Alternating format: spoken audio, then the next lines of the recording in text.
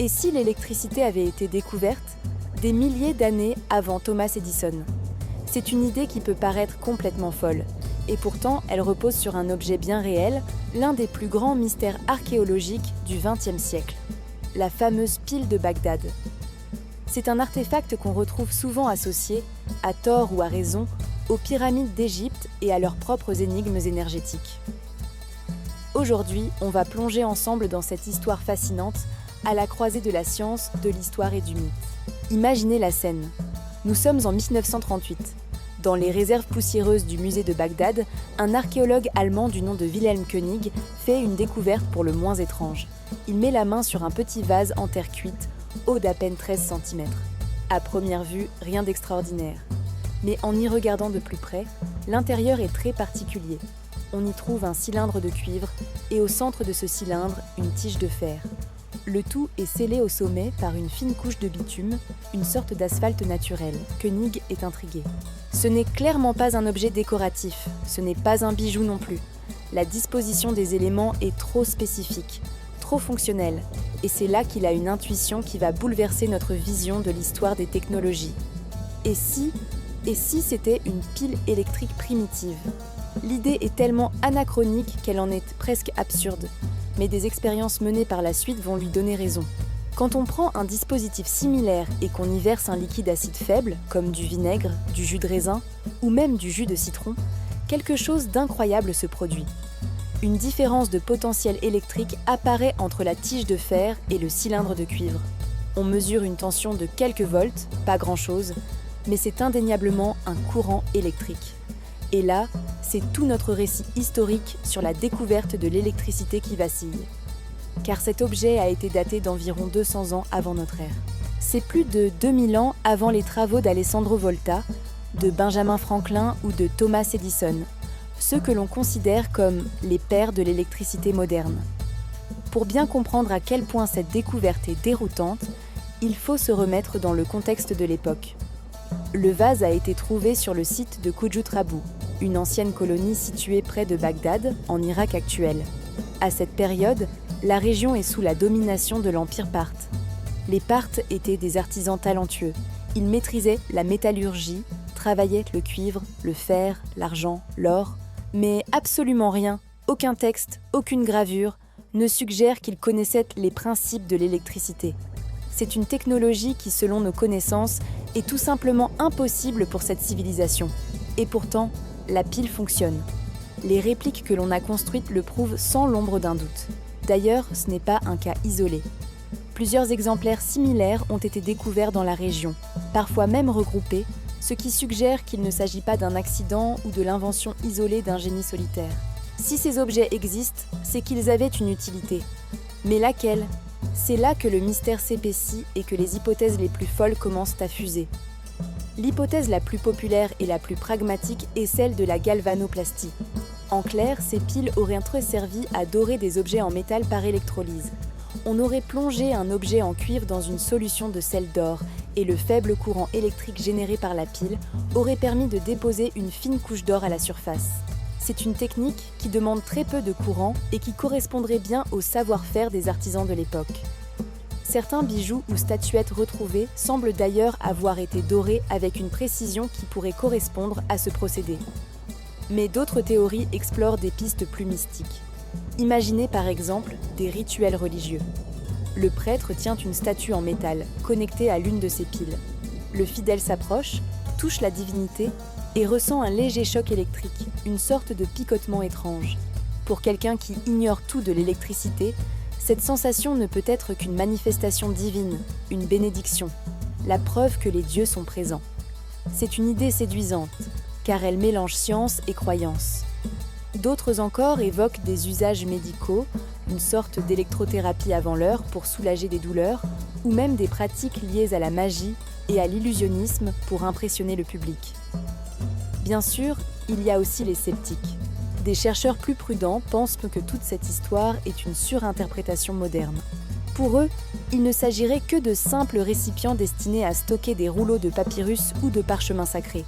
La tige de fer aurait servi d'axe, le cylindre de cuivre de protection et le bitume de bouchon hermétique. Dans cette version, L'assemblage qui ressemble à une pile ne serait qu'une pure coïncidence, un hasard de construction. Et c'est là que l'histoire prend une autre dimension, en se connectant à un autre grand mystère de l'Antiquité, les pyramides d'Égypte. Les pyramides, elles aussi, sont souvent associées à des théories sur une énergie mystérieuse et oubliée. Certains auteurs, souvent en marge de l'égyptologie classique, pensent qu'elles n'étaient pas de simples tombeaux, mais des sortes d'amplificateurs d'énergie, des batteries géantes, voire des centrales capables de capter une énergie cosmique. Ces théories s'appuient sur des interprétations de certaines fresques, comme celle du temple de Dendera. On y voit des personnages égyptiens tenant des objets allongés qui ressemblent étrangement à des ampoules géantes, avec un filament en forme de serpent à l'intérieur et même une sorte de câble qui les relie à un boîtier. Pour les égyptologues, ce sont des représentations symboliques de la mythologie égyptienne, liées au serpent et à la fleur de lotus. Mais pour les partisans des théories alternatives, c'est la preuve que les anciens Égyptiens maîtrisaient l'électricité.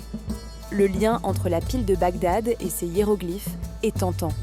Est-ce une simple coïncidence ou l'écho lointain d'un savoir scientifique ancien qui se serait transmis de l'Égypte à la Mésopotamie? Cela nous amène à une hypothèse encore plus audacieuse, celle d'une science perdue. Imaginez un instant que certaines civilisations anciennes aient bel et bien compris les principes de l'électrochimie. Que ces piles, si on les multipliait, si on les connectait en série, aient pu faire fonctionner de petits dispositifs. On sait aujourd'hui que plusieurs piles de Bagdad branchées ensemble peuvent fournir une tension allant jusqu'à 10 volts. Ce n'est pas assez pour alimenter une ampoule moderne, bien sûr, mais c'est largement suffisant pour provoquer une sensation bien nette, pour réaliser une dorure parfaite, ou peut-être même pour transmettre de simples signaux lumineux sur une courte distance. Et si c'était ça, la fameuse magie des anciens? Pas des pouvoirs surnaturels, mais une application intelligente de lois naturelles que le reste du monde mettrait des millénaires à redécouvrir. Une technologie si avancée pour son temps qu'elle aurait été perçue comme un miracle par le commun des mortels. Malheureusement, il est aujourd'hui presque impossible de trancher. Et la raison est tragique. Après la découverte de Koenig, l'histoire s'est accélérée. La Seconde Guerre mondiale a mis un frein aux recherches. Plus tard, les conflits successifs qui ont secoué l'Irak ont eu des conséquences désastreuses pour son patrimoine. En 2003, lors de la guerre en Irak, le musée de Bagdad a été pillé. Une grande partie des artefacts qu'il contenait, y compris les fameuses piles, ont été volés, détruits ou ont tout simplement disparu. Le résultat, c'est un mystère presque complet. On n'a plus aucune certitude sur le nombre exact de piles qui avaient été trouvées, ni sur le contexte précis de leur découverte. Les archives elles-mêmes ont été dispersées. Sans les objets originaux à étudier avec nos technologies modernes, on en est réduit à des hypothèses basées sur des photos et des descriptions vieilles de plusieurs décennies.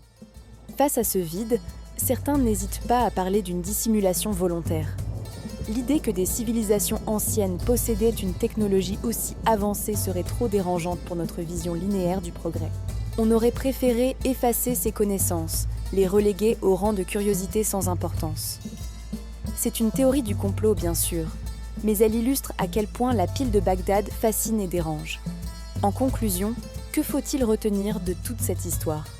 Qu'il s'agisse d'une véritable batterie primitive ou d'un simple hasard de construction, la pile de Bagdad reste un symbole extrêmement puissant.